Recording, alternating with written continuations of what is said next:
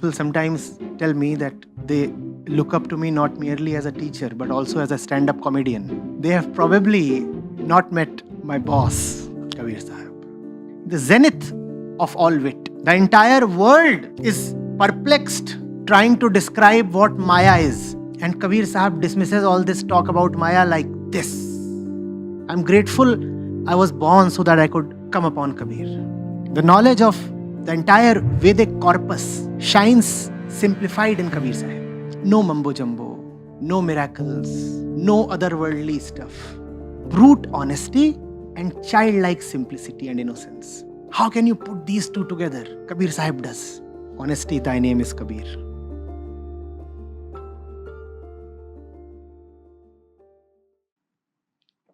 Kabir Sahib. Yeah, how do I talk about it?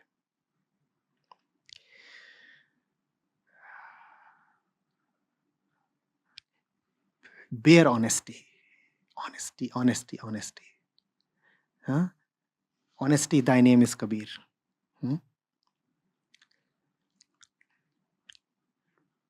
Worked his entire life, first of all. He was a weaver, small-time weaver from Varanasi by profession.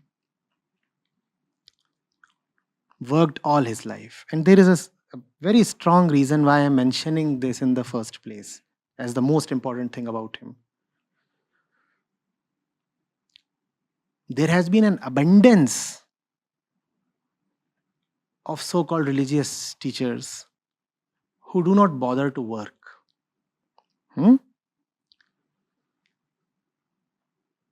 They just yak.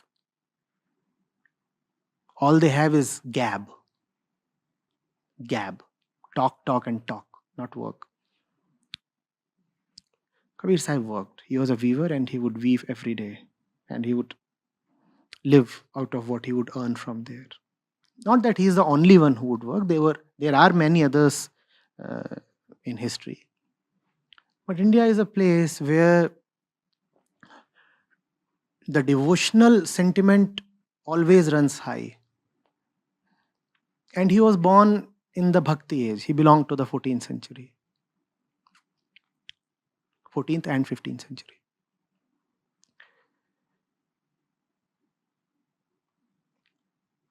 And he lived in Varanasi, the center of all orthodoxy.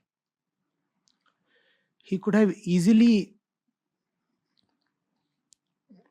managed to have as much money and worldly goodies as he wanted.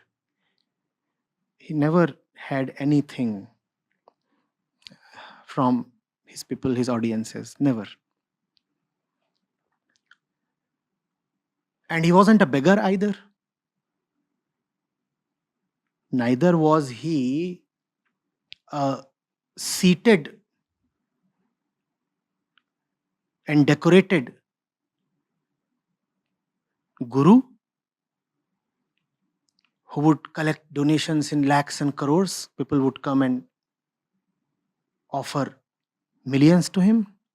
None of that. He never bothered to establish himself as some high-flying guru.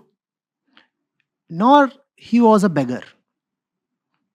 He wouldn't say, I am a bhikshu. He wouldn't take the begging bowl and go about collecting alms. He worked like any ordinary person.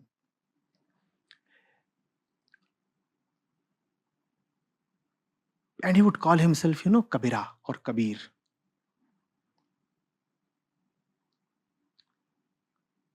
He would never give himself a title or a sobriquet, nothing. He is Kabir, just Kabir. At least his addresses to himself never go beyond calling himself Kabir or Kabira or Kabira.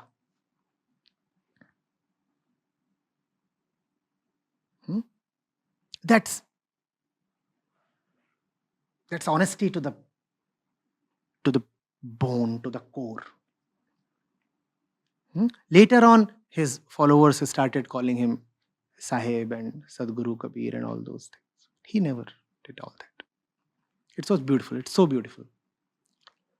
In fact, I have this grudge against India just because Kabir Sahib was so humble about himself. So India has not really given him the place he deserves. We still address him as Kabir. Very, very ordinary and far lesser folks are addressed far more admiringly and respectfully. But the greatest of them all is called Kabir.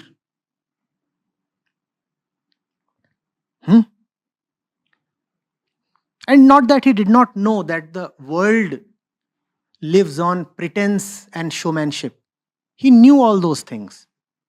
And yet he would say Kabir. Once he said, Kabir kutta Ram ka, mutiya mera now. It requires guts. And Jami, your Acharya Ji is sold out to this beautiful display of guts. Only somebody with the utter heart of a lion can dare to proclaim in public, Kabir kutta Ram ka. Kabir is the pet dog of Ram. And he didn't stop at that. He went ahead and christened himself as Mutiya. Kabir kutta Ram ka, Mutiya mera now. Gale Ram ki jevari, jit khiche tit jaun. And when you come across something like this, you feel delighted to be alive at that moment. When I am with Kabir Sahib, I feel grateful for being alive. I'm grateful I was born so that I could come upon Kabir.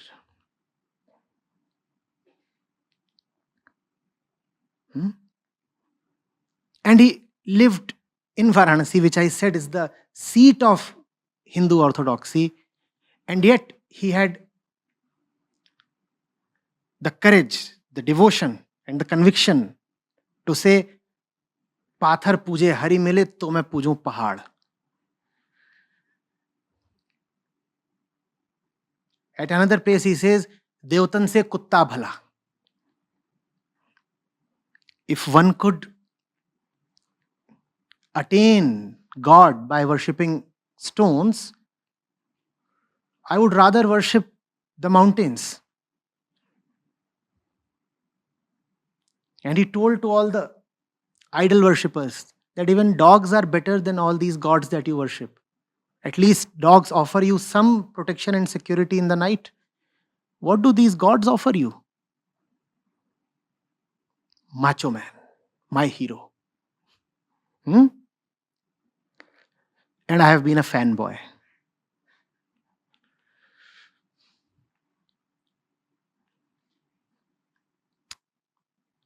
He's my superhero. And the sheer depth of his realization and the absolute simplicity of his expression. Maya, Maya, sab kahe, Maya lakhe na koy, jo man se na utre, Maya kahiye soye. And there are volumes upon volumes trying to describe what Maya is. The entire world is perplexed about Maya. What is Maya? What is Maya? And Kabir Sahib dismisses all this talk about Maya like this, with one flash of his hand. Jo man se na utre, Maya kahiye soye. As if he's saying, son, the question is so simple. Why can't you see the answer? Like a maths teacher consoling a beginner who is grappling with an actually easy but apparently unsurmountable problem. Son, it is so easy. Just say y is equal to e raised to the power x and you will get the answer. Just substitute e to the power x with y and you will get the answer. Jo man se na utre, Maya kahiye soye. Done, dismissed. And Maya is cringing and squirming. Finally somebody got the better of me. जो मन से ना उतरे माया कहिए सोए. That which keeps occupying your mind, that which you cannot get rid of, is Maya. Is there any other who ever put it across so simply and so beautifully and so totally? There is nobody. काल काल सब कहे, काल न जाने कोय, जेती मन की कल्पना काल कहावे सोए. Time is another of our obsessions, and we never seem to get the better of it. Time. What is time? What is time? What is time? What is space-time? And Kabir Sahib says, Jeti man ki kalpana kal kahave soy. And here, he has hit two birds with this one arrow. When he says, Jeti man ki kalpana kal kahave soy, by kal he means not merely time but also death. Such fantastic mastery is rarely seen elsewhere. Obviously, you get glimpses of it many other places as well. I respect all of them. All of them are very, very dear to me. I worship them. But when it comes to Kabir Sahib, I said I am a fanboy. When he speaks, when he sings, I can just stand and clap all day.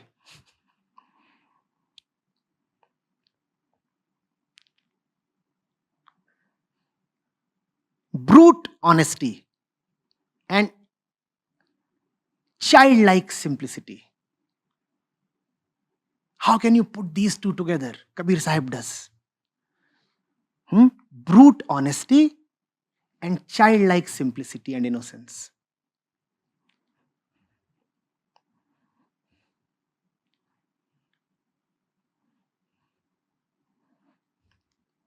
I sometimes say to the ones around me, if I am very unwell and dying, don't offer me Ganga Jal and all that. Just sing Kabir to me.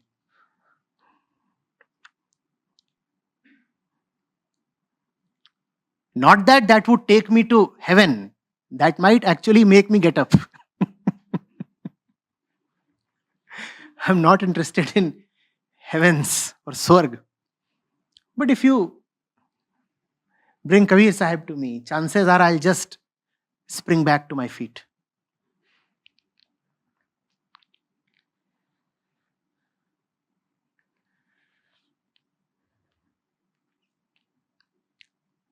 No mumbo jumbo, no miracles, no otherworldly stuff.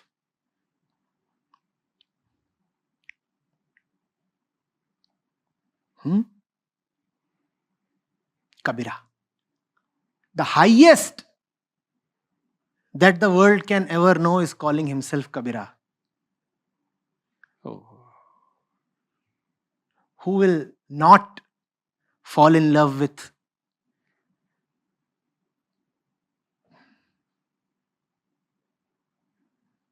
such a hero?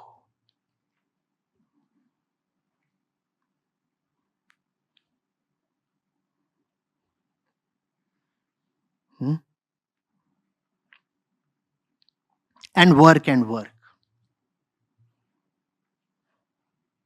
Work the entire day.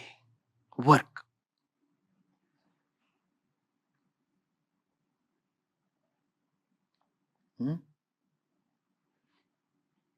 And have the courage to speak truth to power. The bare truth. The hard-hitting truth. Never mix it up. Never dilute it. Put things as they are.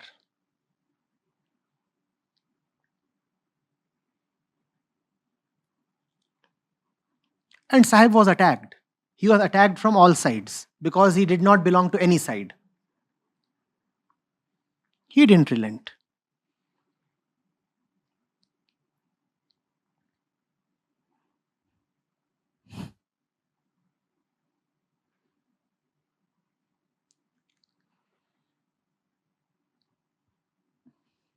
On one hand, to me, he is the greatest scholar of Advaita. You would not have heard such a description of Kabir Sahib. He is mentioned as a Bhakti saint. To me, he is a great Vedanti. He is the greatest scholar of Advaita that the world has known. And he is also the greatest devotee when he says Ram. Of course, his Ram is not Maryada Purushottam Ram. These two streams become one in him, Gyan and Bhakti. You cannot describe him as a Bhakti saint. The knowledge of the entire Vedic corpus shines simplified in Kabir Sahib. And yet he has the integrity to say,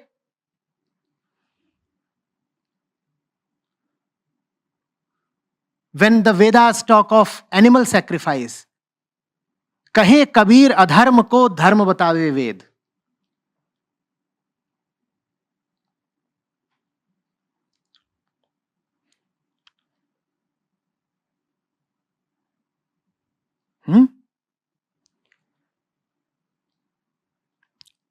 It goes something like this. Ashwamedh, Ajamedh, Sarpamedh, Narmedh, कहे कबीर अधर्म को धर्म बतावे वेद.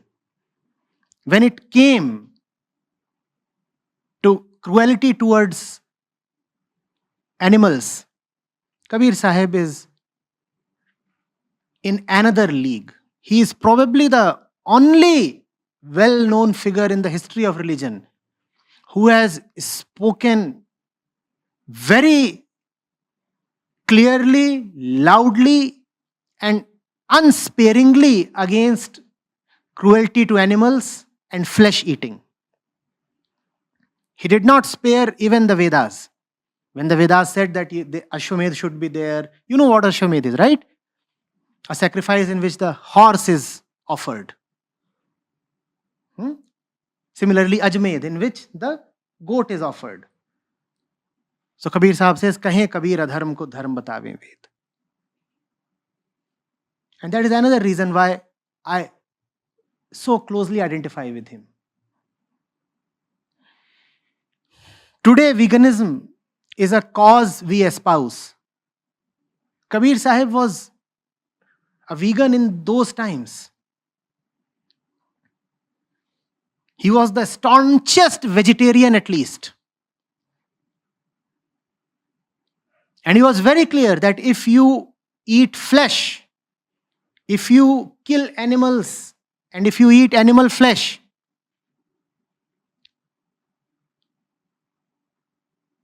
then you are entering into evil, and no forgiveness, no redemption would be available to you.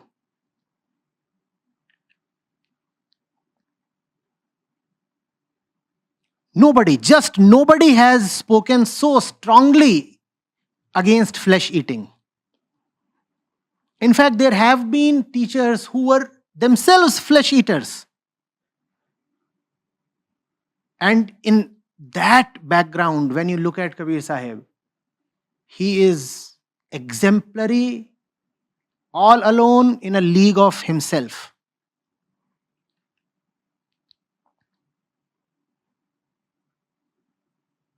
So not only does the Vedic stream, but even the Buddhist stream and the Jain stream come together and merge in him. He is the greatest Sangam this country has known.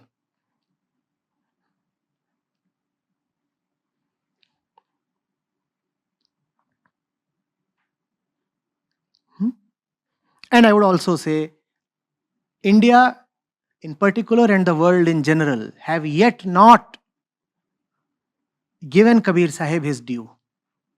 His real place in the history of mankind is yet to be ascertained and evaluated. We take him very casually. Just because he never put up a great show about himself, we take him very casually.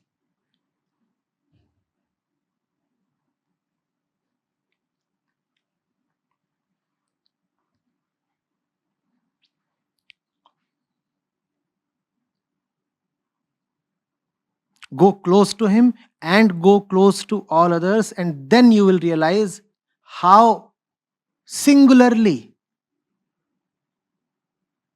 brightly he shines.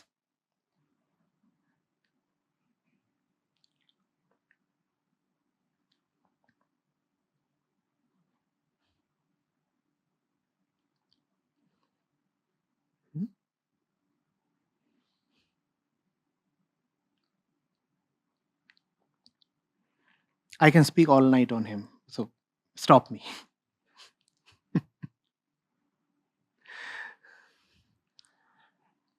In fact, I have spoken more on Kabir Sahib than I have done on anybody else, both in Hindi and English. And I think as long as this body is there, I'll continue doing that. And his entire corpus is enormous. There is so much to speak on.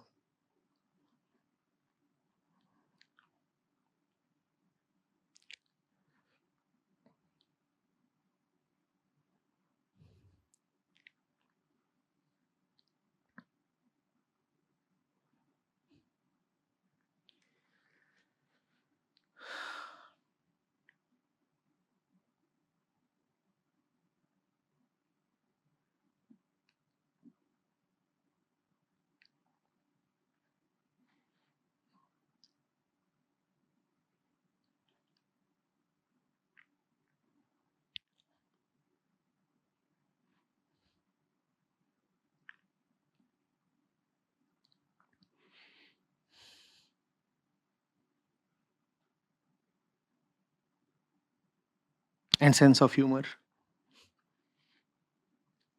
That's not easily found among religious spiritual people. My boss has a terrific sense of humor.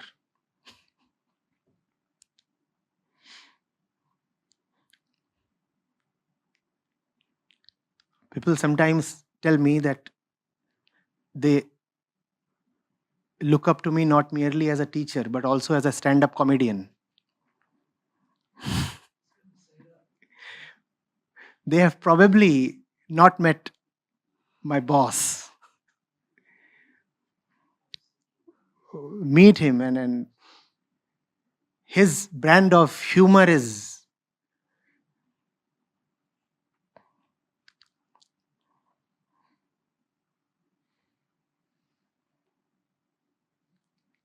delicate and rib splitting.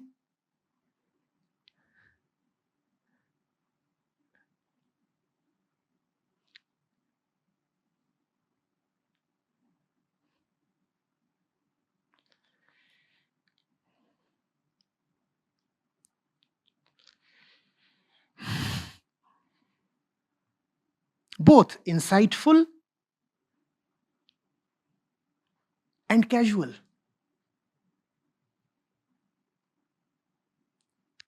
He's extremely casual. You will not find him serious. He just says things.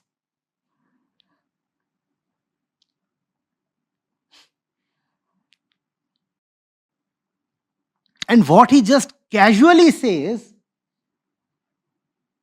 people interpret an entire,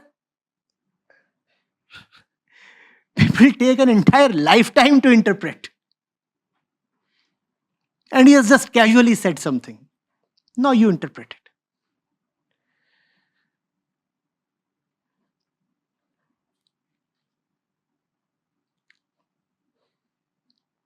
Kabir Das की उल्टी बानी, बरसे कंबल भीगे पानी.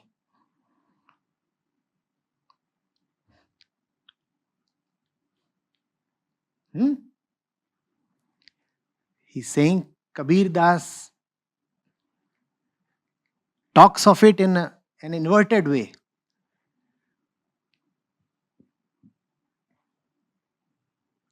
Quilts are raining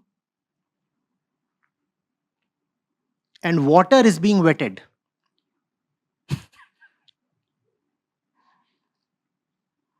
At another place, he describes the wedding ceremony of an aunt. Chiti ka byah.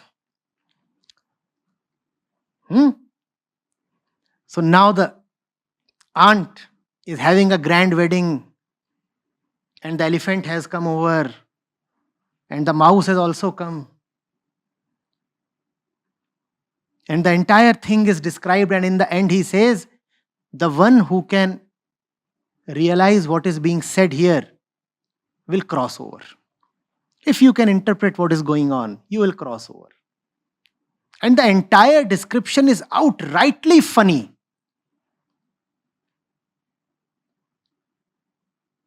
He not merely out meditates you, he outwits you. The zenith of all wit. Just download the Acharya Prashant app, and there you go to the community section, and you have live testimonials streaming in at the rate of 1 every 5 minutes. I'm seeing lives change in thousands, if not millions, every day in front of my own eyes. We are doing it. Right. We have actually done it. Join the community of more than 2 lakh participants on the Acharya Prashant app. Your first month is completely free. You'll get full access to Gita Mission. On the app, you will get regular live sessions, daily exclusive conversations with Acharya Prashant, access to the vibrant Gita community, wisdom exams, curated news, audiobooks, quotes, and much more. Search Acharya Prashant on Google Play Store or Apple App Store and download now.